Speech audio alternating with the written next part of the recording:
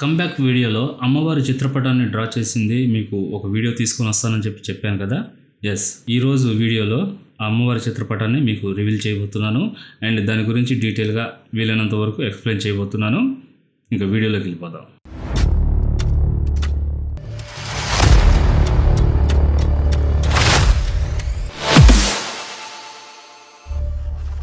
Hi, welcome to creative space graphic designing. నేను మీ guys.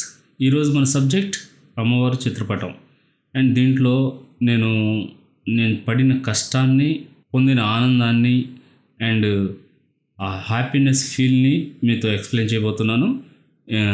ఇప్పుడు ఇక్కడ ఫస్ట్ మీకు ఒక డిస్ప్లే, ఒక ఇమేజ్, అంటే వాళ్ళు నాకు ఇచ్చిన శాంపిల్, అంటే ఈ విధంగా ఉండాలి యాక్చువల్గా వాళ్ళు ఇచ్చిన ఇమేజ్ అంటే యాజ్ ఇట్ ఈజ్గా కావాలి అన్నారు.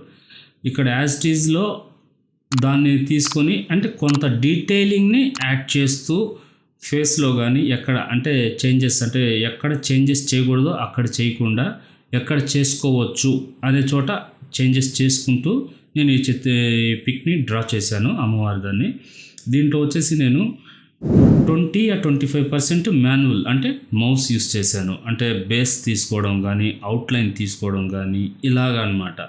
నెక్స్ట్ మిగతాదంతా ఈ 75-80% గ్రాఫిక్స్ ట్యాబ్లెట్ ఎక్స్పెన్ని యూజ్ చేశాను టోటల్ మొత్తం అనమాట. అండ్ ఇది ఎలా అనేది ఇక్కడ చూపిస్తున్నాను. ఇప్పుడు అమ్మవారిది వాళ్ళది ఇచ్చున్నాను కదా, చూస్తున్నారు మీరు, ఆల్రెడీ డిస్ప్లే చేస్తున్నాను కదా. ఇప్పుడు నేను డ్రా చేసింది ఇక్కడ డిస్ప్లే చేస్తున్నాను చూడండి. ఇక్కడ ఫస్ట్ పాము పడగ ఉంది చూడండి. ఈ పాము పడగ ఉన్నప్పుడు ఏంటంటే ప్రతిదీ అంటే అవుటర్ లైన్ మొత్తం బేస్ అండ్ ఒక స్ట్రక్చర్ కోసం అయితే పెన్ టూల్ ద్వారా మనం డ్రా చేసుకున్నాం. దాని మీద మనకి అంటే పర్ఫెక్షన్ రావడానికి కోసంగా నాగు పాము కానీ మొత్తం ఇవన్నీ ఏంటంటే జస్ట్ టోటల్గా మనకి గ్రాఫిక్స్ ట్యాబ్లెట్ని యూజ్ చేసాం.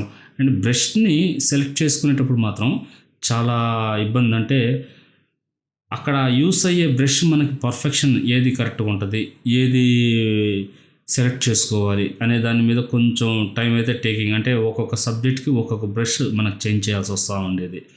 ఈ విధంగా చేంజ్ చేస్తూ ఈ పాము పడగ అనేది డ్రా చేశాను. ఈ పాము పడగలో వచ్చేసి కూడా బ్యాక్గ్రౌండ్ మనకి బ్రౌనిష్గా ఉంది కదా, అది మళ్ళీ అక్కడికి వచ్చేటప్పుడు మళ్ళీ అక్కడ బ్రషెస్ వేరు. అండ్ బ్రషెస్లో కూడా ఆ బ్రౌన్లో లైట్గా మనకి రెడ్డిష్గా కొంచెం బెండ్ అయ్యింది చూడండి. ఇది వచ్చేసి ఒక అంటే పెయింట్ బ్రష్ టైప్లో ఒకటి తీసుకొని దాన్ని వ్రాప్ టూల్తో మనకి రౌండ్ షేప్స్ తీసుకోవడం కానీ, పూపెట్ టూల్ని యూస్ చేసి కానీ, ఈ విధంగా అంటే పర్స్పెక్టివ్, ఈ విధంగా కొన్ని ఆప్షన్స్ని యూస్ చేసుకొని దీన్ని నేను బెల్డ్ చేయాల్సి వచ్చింది, చేసాము. అండ్ దాని తర్వాత వచ్చేసి ఇప్పుడు మనకి కిరీటం చూడండి. ఈ కిరీటం కూడా ఏంటంటే కొన్ని స్టోన్స్, అంటే మనకి నెట్లో దొరికేవే ఇలిస్ట్రేటర్ వైజ్గా నెట్ని తీసుకొని మనకు కావాల్సిన షేప్లో కన్వర్ట్ చేసుకున్నాను అనమాట. అంటే రౌండ్ షేప్, స్క్వేర్ కానీ ఈ విధంగా ఏంటంటే చేసుకునేసి పెట్టాల్సిన చోట, అంటే మనకి ఇక్కడ పేస్ట్ అవ్వాలి అనుకున్న చోట పేస్ట్ చేసి అక్కడ దానికి షాడోస్ కానీ హైలైట్స్ కానీ ఎక్కడైనా లైటింగ్ ఎఫెక్ట్గా ఉండేటట్టు ఈ విధంగా ఏంటంటే మొత్తం నేను దీన్ని ఇక్కడ మెన్షన్ చేశాను అనమాట. అలాగే దాని తర్వాత చిన్నగా కిందకు వచ్చామంటే జ్యువెలరీ. ఫస్ట్ జ్యువెలరీ అనేది ఏముండదు, జస్ట్ ఆర్ట్ వైజ్గానే ఇచ్చుంటారు అది పేపర్ మీద. ఇక్కడ మనం ఏంటంటే ప్రతిదీ జ్యువెలరీని స్టోన్స్ వైజ్గా మనం యాడ్ చేసుకుంటూ వచ్చాం. స్టోన్స్ అంటే మీకు చెప్తున్నాను. నెక్స్ట్ వచ్చేసి గోల్డ్ బార్డర్స్, అంటే ఈ ఎలిమెంట్ మనకి జ్యువెలరీకి బాగుంటుంది అనుకున్న ఎలిమెంట్ని మనం తీసుకున్నాం అనమాట. అండ్ ఇక్కడ రౌండ్ స్టోన్ వచ్చింది చూడండి. ఈ స్టోన్ కానీ రౌండ్ తీసుకోవడం కానీ, అంటే బేస్ మాత్రం మనం పెన్ టూల్తో, నెక్స్ట్ దాని మీద ఆ బేస్ మీద మిగతాది మొత్తం మనం పేర్చుకుంటూ వచ్చాం అనమాట. అంటే లేయర్ బై లేయర్ ఎన్నో లక్షల లేయర్స్ ఇవి చెప్పాలంటే. ఎన్ని లక్షలు అనేది కూడా నాకు లెక్కలేదు. ఈ విధంగా మనం దీన్ని బేస్ చేసుకుంటూ ఈ జ్యువెలరీ మొత్తాన్ని వ్రాప్ టూల్ ఇలాగే మొత్తం బెండ్ చేస్తూ, ఇక్కడ సన్నం ఉండాలి, ఇక్కడికి వచ్చేటప్పుడు అంటే లావ్ అవ్వాలి, అండ్ ఇక్కడికి వచ్చేటప్పుడు స్టోన్ అనేది బెండ్నెస్ ఉండాలి. అంటే మనకి ఇక్కడ ఉంది కదా, ఈ డౌన్ అవ్వడం అండ్ ఇక్కడ పైకి లేయడం అండ్ ఇక్కడ డౌన్ అవ్వడం అనే ఈ ఎఫెక్ట్స్ అనేది ఉంది కదా, అవి షాడోస్ హైలైట్స్తో దీన్ని చూసి అండ్ కొంచెం పర్స్పెక్టివ్ ఇలా యూస్ చేస్తూ దీన్ని మనం చేసాం అన్నమాట. నెక్స్ట్ హ్యాండ్స్, అండ్ ఈ హ్యాండ్ ఉంది కదా, ఈ హ్యాండ్ వరకే నాకు 8 హ్యాండ్స్ ఏమో ఉన్నాయి. ఈ 8 హ్యాండ్స్కి ఒక్క హ్యాండ్ నాకు 3 to 3.5 అవర్ పట్టింది. కష్టపడింది మెయిన్ అది. అండ్ లైన్ అనేది ఉంది కదా, ఈ లైన్, ఈ 2 చోట్ల నేను బాగా కష్టపడాను. నెక్స్ట్ వచ్చేసి ఇప్పుడు ఈ శారీ దగ్గర ఇక్కడ శూలం ఉంది కదా, శూలం దగ్గర శారీ బిట్ ఉంది చూడండి, బార్డర్ లాగా, గోల్డ్ బార్డర్. అది జస్ట్ మామూలు గోల్డ్ బార్డర్ లాగా ఉంది. మనం దాని మీద డిజైన్ని చేసాం. అండ్ జాకెట్ దగ్గర కానీ ఇక్కడ స్టోన్స్ లైజ్గా పెట్టి స్టోన్స్ ఉంగరం కానీ ఇలాగ ప్రతిదీ డీటెయిలింగ్ ఇచ్చుకుంటూ తీసుకొని వచ్చాను అనమాట నేను. ఈ డీటెయిలింగే మొత్తం మనకి లాస్ట్లో అంటే హైలైట్ అయ్యింది కూడా, చాలా బాగా హైలైట్ అయింది మనకి ఆ డీటెయిలింగ్ ఇవ్వడం కూడా. అది ఈ ఆర్డర్ రావడం కూడా నాకు అమ్మవారి కృప అనే చెప్పాలి.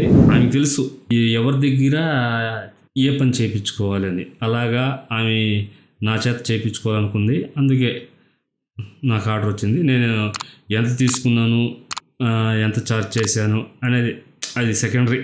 ఇక్కడ నేనేంటంటే హిస్టారికల్గా నేనంటూ చేశాను అని ఒక పేరు అనేది నాకు ఉంటుంది. అదే నాకు గుడ్ విల్, అదే నాకు ప్రైజ్, అంటే నా ఛార్జ్ అనుకోండి. మిగతాది ఆడ తీసుకుంది అది తక్కువైనా ఎక్కువైనా ఈజ్ నథింగ్, అది వెళ్ళిపోద్ది, లీవ్ ఇట్. అండ్ దాని తర్వాత మనకి ఈ జాకెట్ దగ్గర నుంచి హ్యాండ్స్ ఉన్నాయి కదా, ఈ హ్యాండ్స్ దగ్గర అండ్ ఇక్కడ గాజులు ఉన్నాయి చూడండి, గోల్డ్ కనిపిస్తుంది కదా, జూమ్ చేసి ఆపాను. ఇక్కడ మొత్తం ఇది కానీ దాంట్లో ఉండే స్ట్రక్చర్ కానీ, అండ్ ఇప్పుడు స్కిన్ మీద కూడా చూడండి స్ట్రక్చర్ డాటెడ్గా పైన అమ్మవారు ఉన్నారు కదా, లక్ష్మీ అమ్మవారు అని ఇక్కడ చూపిస్తుంటాను మీకు. అండ్ ముక్కంటి శివుడు అంటే నాకు తెలియదు, మా ఫ్రెండ్స్ చెప్పింది. అంటే నేను మామూలుగా కొన్నైనా ఆన్లైన్లో దొరుకుతాయేమో అని అనుకున్నాను, బట్ అసలు ఎక్కడ కూడా మనకి ఆన్లైన్లో ఏ ఒక్క పాయింట్ కూడా దొరకలేదు. ఎందువల్ల అంటే ఇక్కడ చూపించడం వేరు, ఇక్కడ ఉండేది వేరుగా ఉంది, కానీ దొరికేవి మనకి వేరుగా ఉన్నాయన్నమాట.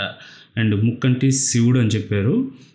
అంటే ముక్కంటి శివుడు కాదు, పంచముఖ శివుడు ఏదో చెప్పారు సంథింగ్, నేనేం తప్పుగా చెప్పుంటే సారీ.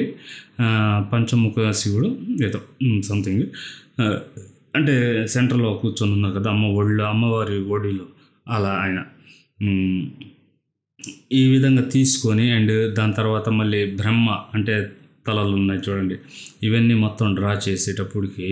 అండ్ నెక్స్ట్ మహావిష్ణువు ఉన్నారు కదా, ఆ మహావిష్ణు పనుకున్నప్పుడు అది డీటెయిలింగ్గా మొత్తం తీసుకురావడానికి అసలు చాలా, అంటే పైన ఉండేవైనా డీటెయిలింగ్ ఎక్కువ, అంటే ఇవన్నీ చిన్నవి కాబట్టి దీంట్లో ఎక్కువ నేను డీటెయిలింగ్ ఇవ్వలే, జస్ట్ పెయింటింగ్ వైజ్గానే ఇచ్చేసాను అనమాట. మిగతా అమ్మవారి వరకు డీటెయిలింగ్ అనేది క్లియర్గా చూసా. ఏంటంటే మెయిన్ కాన్సెప్ట్ నాకు అమ్మవారు, అందువల్ల ఏంటంటే గాజుల దగ్గర నుంచి ప్రతిదీ చీర అండ్ ఆ ఫ్లవర్స్ కానీ, జ్యువెలరీ కానీ, అండ్ కమ్మలు కానీ, ఇలాగ ప్రతిదీ డీటెయిల్గా తీసుకొని వచ్చాను. లాస్ట్లో మాత్రం చూసినప్పుడు ఒక చిన్న సాటిస్ఫాక్షన్ ఏంటంటే, ఈ అమ్మవారు చిత్రపటం నేను గీయడంలో నాకంటూ ఒక హిస్టారికల్గా చెప్పుకోవడానికి నా పేరు ఉంది. ఇది నేను సంపాదించిన సంపాదన.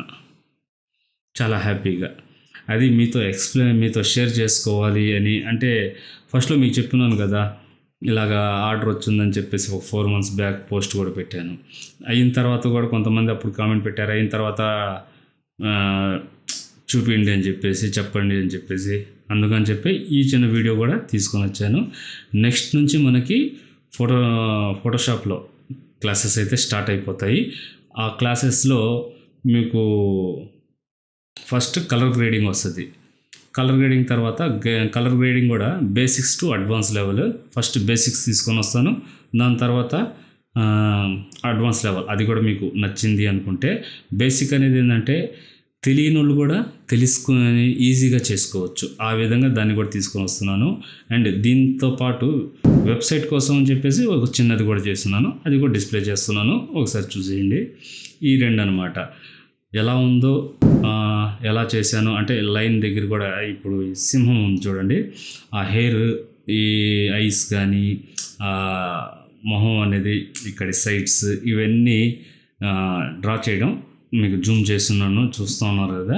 ఇవన్నీ మొత్తం డీటెయిలింగ్, అంటే మీకు ఎలా అనిపించింది నేను డ్రా చేయడంలో, లేదు నేను చేయడం లేదని మిస్టేక్ ఉందా, అంటే నాకు కరెక్ట్గా అంటే ఒక అవగాహన అనేది, అంటే హిందూ గాడ్స్కి మా గాడ్స్ అనేది కొంచెం అంటే వేసేటప్పుడు ఏదైనా కొంచెం డిఫరెన్స్, అంటే వాళ్ళు ఇమేజ్ ఇచ్చారు కదా, నేను దాన్నే బేస్ చేసి చేయాల్సి వచ్చింది కాబట్టి నేను మిస్టేక్ అయినా అయ్యి ఉండొచ్చు, బై ఛాన్స్ మేబీ చెప్పలేము.